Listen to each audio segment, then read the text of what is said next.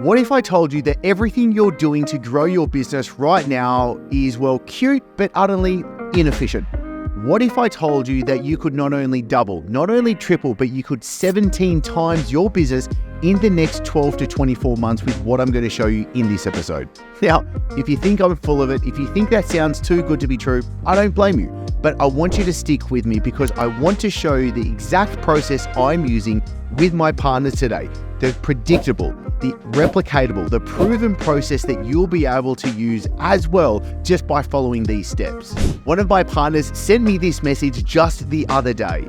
He is now profiting $1 million every quarter. Yes, that is an extra $1 million in his bank account after expenses every 90 days. So if you want to add 100,000, if you want to add $1 million, if you want to add multiple millions to your business every single year, then I want you to follow me. So let's look at your sales funnel right now. I'm going to draw a really rough upside down triangle. And what we're going to do is we're going to break this into 3 different sections right now.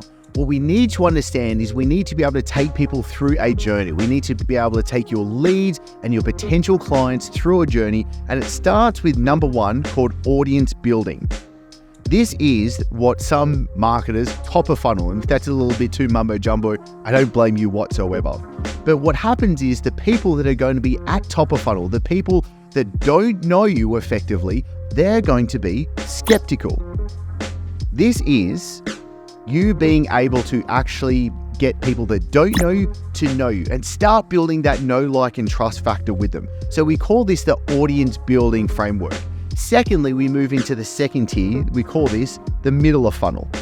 And this is where we need to actually fill your sales funnel. So we need to build the fill funnel process for how you're going to be able to actually make this happen.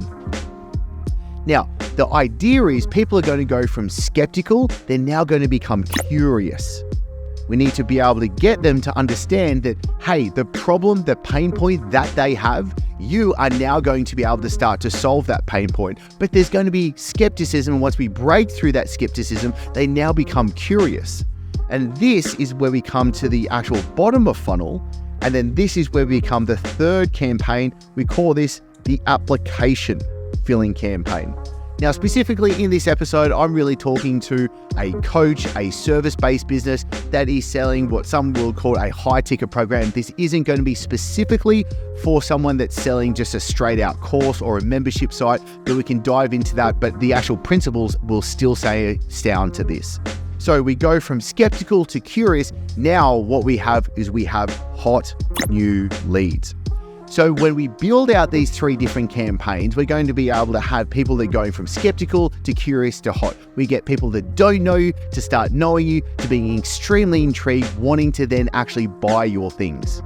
So let's actually get into the real meat and potatoes of what I wanted to share with you in this episode. Once you understand how those 3 different campaigns work and how you're taking people through a journey, you need to be able to have that framework first set up, because now we can get into really defining the 7 key factors, the 7 key principles that I'm going to take a partner that you can apply into your business today.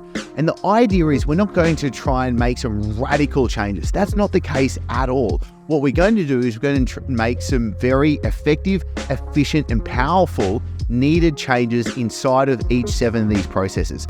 Each process we're going to try and increase by only 50%. Okay, so we're not trying to double or triple each of these sections. We're just trying to increase by 50% each of these factors along this pipeline, because you will see that what happens is by 50%, that means it's 1.5 to the power of 7 is we have 1,710% growth. So if you were trying to think, oh, you know what, I'd really like to increase my income by 10, 20, maybe even 50% over the next 1, 2, 3 years, I'm now saying, here's the process that I look at when I come into a business, being able to say, hey, this is how we're going to 17 times your business. And so the first factor that we do this is we look at lead generation. We look at what is the actual message and how are you getting that message out? And is it actually going to have what I can call a message market media match at the end of the day?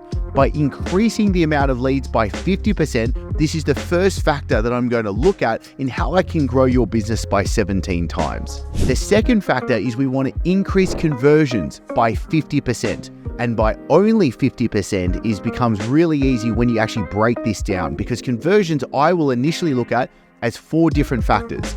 Firstly, it's increasing the actual number of applications.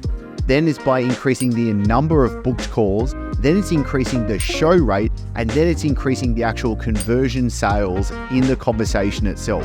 So overall in conversions, we only need a 50% lift, but we have 4 main factors to be able to improve that on. So it's improving the amount of people that are actually initially making an application. How do we do that? We make it something that they actually want to be able to have. They see that the problem that they have, we're going to be able to solve, and that the application is being sold as that next step for them to be able to take. Then it's being able to make sure that they actually then book a call and follow through that process, which really only happens over kind of like 2 to 3 different factors.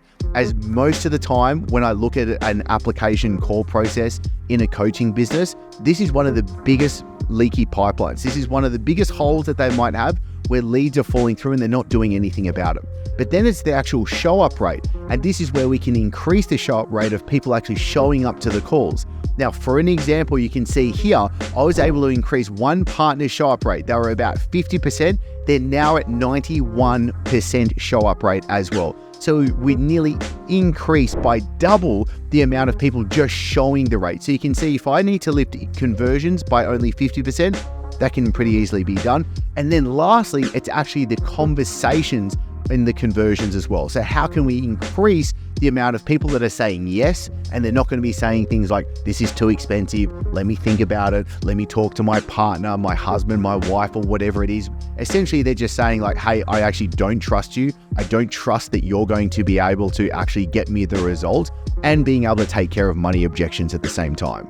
Now, the third factor that we want to be able to increase is by decreasing churn. We want to decrease the amount of clients and customers that are actually leaving the program. Now, it's a complete other episode just focused on this by itself, but I strongly believe that one of the easiest ways to double your business is to halve the amount of people that actually leave you, is to halve the amount of clients that are leaving. And so by decreasing churn, the main way that we do this is by actually mapping out a customer journey from the very point someone says, yes, I'm on board, and they are going to agree to come into your program. They give you the credit card details, they pay you. We want every single step engineered for them to be able to get the milestones, the wins, the achievements, the feeling that is needed, that they have made the right decision and that they're going to stick with you. Now, a couple of things happen in why people, or why especially coaches, have their clients leaving them at the end of the day. One, the client doesn't feel like they're getting the tender loving care.